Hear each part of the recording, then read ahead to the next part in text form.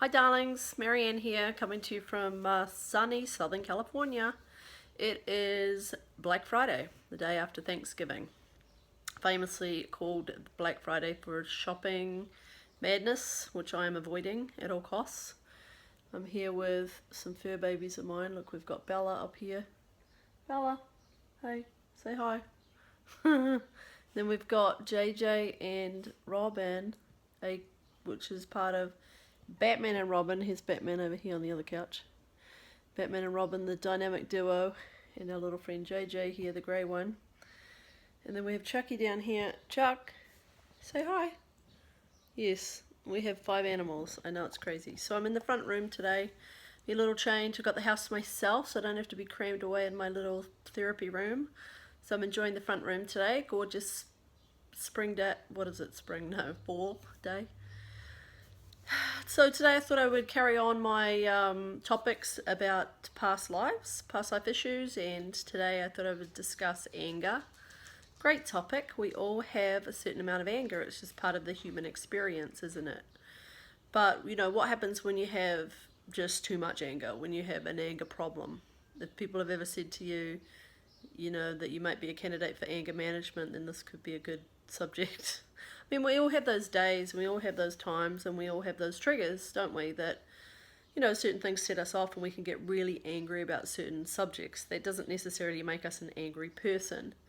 Also, I'd like to mention that anger is not inherently bad. It's really more like, you know, what they say is what you do with the anger that's the problem, not the anger itself. So, you know, in the West, we're not very good at allowing ourselves to feel angry. We want to sort of bury it. It's one of those painful emotions we'd rather just sort of numb or deal with some other way.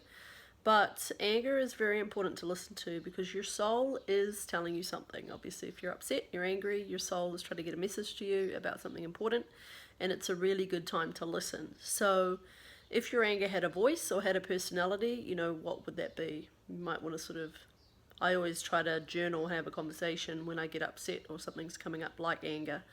I try to say, okay, and I try to find the root cause of the problem.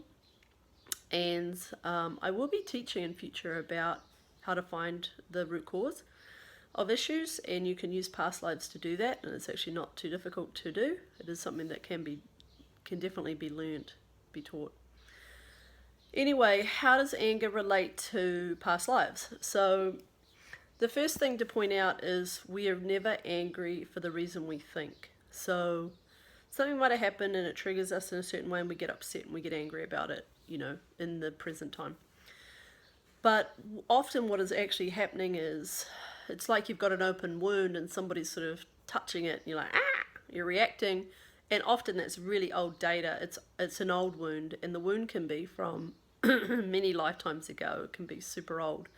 So say, you know, 500 lifetimes ago, you had a situation that was very traumatic. You were completely overpowered. Certain things happened. Maybe there was a loss involved with family, or loss of possessions, loss of job, income, community, any of those things.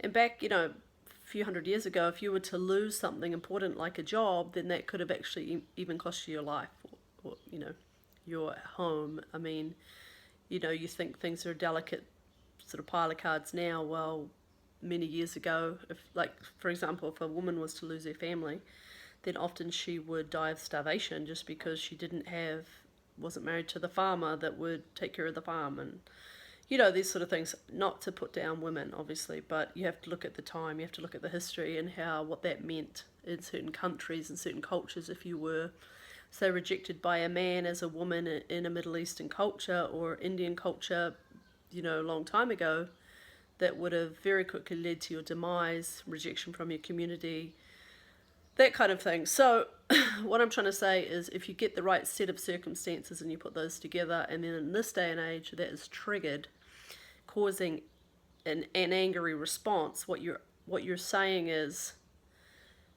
you're afraid.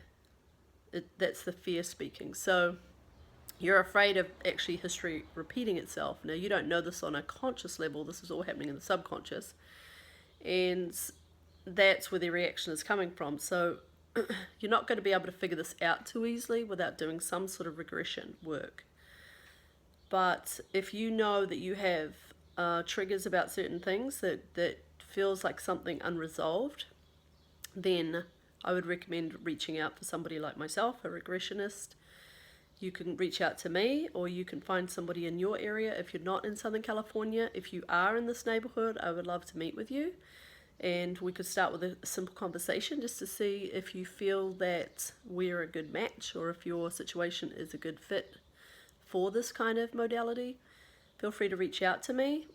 My website is maryannerogers.com, which is MaryanneRodgers.com, and my contact details are on that website.